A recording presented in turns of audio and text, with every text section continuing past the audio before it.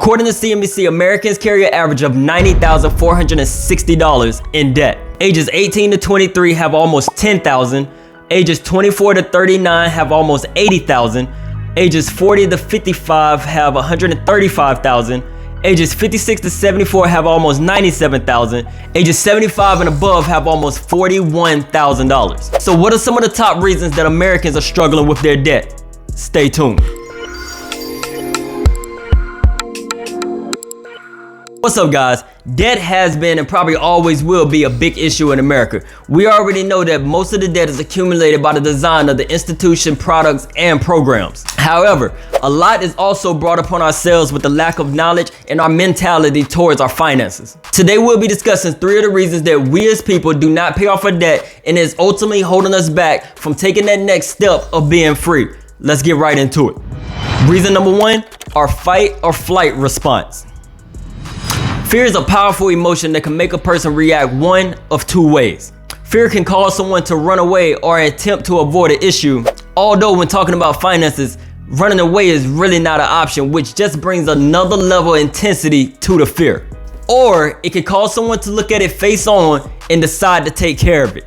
It can paralyze you and bring your development to a halt, or it can light a fire to fight and try to get out as quickly as possible.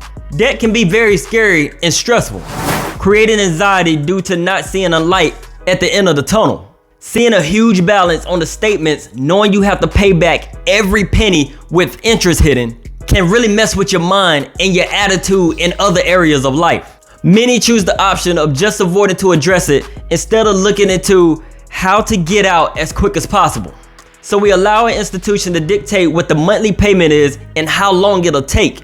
10, 20, 30 years to pay off at that rate. The problem with the flight response is that you're literally choosing to be in bondage. It will not just go away, and it'll take longer to repair the longer you avoid it. This leads right into our second thing, not knowing where or how to start. Just getting started is literally the hardest part of the journey. Think back on the most challenging thing you recently did. Was it as difficult as you thought it would be? Do you regret the day you took the first step? Or, like most of us, were you just thankful that you started? Debt and money is no different. I am not advocating for not having a plan, but I am saying that you will not look back and regret paying off any of your debt. Even if in a couple of years you learn a thing or two and you would have paid it off in a different order. Now that that's out the way, let's talk about how to put a plan in place. Not knowing where or how to start literally just has to do with our lack of knowledge. The first step is just admitting you don't know. The second step is realizing there are people and resources that do know, and you have access to them. Go out and research what tools and recommendations are out there. Remember that you are not the first and will certainly not be the last who was knee-deep in debt and decided to make a change. With vlogs, videos, podcasts, websites, the tools are endless. Keep in mind that everyone's situation is different, and because of that, I highly recommend making your own plan and sticking to it. Your goal should be to understand which debts you should pay off first and why. Once you have that information, you have the fuel to start the fire. Not knowing where or how to start may feel like the hardest part, but I'll argue it's actually the endurance to see it through. Take the first step and don't look back until the mission is accomplished. Last thing, not willing to sacrifice. I absolutely love this one because it brings it down to a personal level that only the person in the mirror can answer. Are you willing to sacrifice?